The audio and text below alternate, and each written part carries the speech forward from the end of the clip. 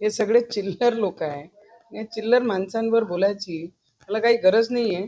पण एक मी सांगू शकते की काँग्रेसनी हिरवे विषारी साप पोसून ठेवलेले आहे म्हणून एवढे वडवड करतात.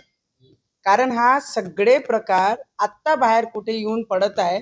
काँग्रेसच्या काळामध्ये हे हिरवे विषारी सापांना जपण्याचं काम आणि त्यांच्यावर हा सगळे प्रकरण दाबण्याचं काम काँग्रेसने केलं होतं. पण आता ते बाहेर निघत आहे. पण हे हिरवे विषारी जेवढे साप आहे ना त्यांना ठेचण्याचं काम आमचे देवेंद्र फडणवीसजी आणि आमचे देशाचे प्रधानमंत्री हे करणार आहे. त्यांना सोडणार नाही.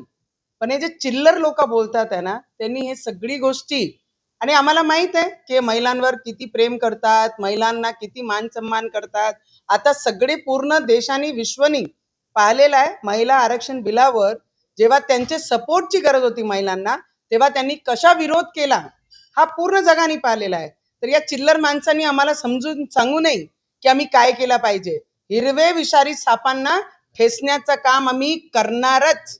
आणि हे चिल्लर जे लोक बोलतात आहे ना त्यांना माझं एवढंच सांगणं आहे की महिलांवर बोलायचे पहिले तुम्ही तुमच्या घरातही पहा की जे हिरवे विषारी सापांना तुम्ही वाचवण्याचे जे काम करत आहे तुमच्या घरी सुद्धा मुली आहे. ते पाहून जरी कोणाचे वर बोलण्याचं काम करा तुम्ही.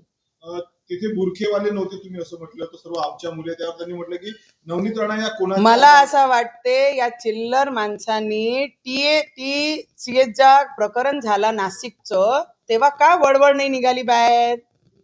तेव्हा हिरवे विषारी सापांना जपण्याचं काम करत होते, वाचवण्याचं काम करत होते. त्यांच्यावर बोला. चिल्लर लोकांनी आपल्या घरातही पाहायला पाहिजे की आमच्या घरातही मुली आहे म्हणून. 5 मोबाईल पोलिसांनी जप्त केलेले होते त्यापैकी अजून खूप सारे विषय भेटणार आहे. लॅपटॉपही अजून बाकी आहे.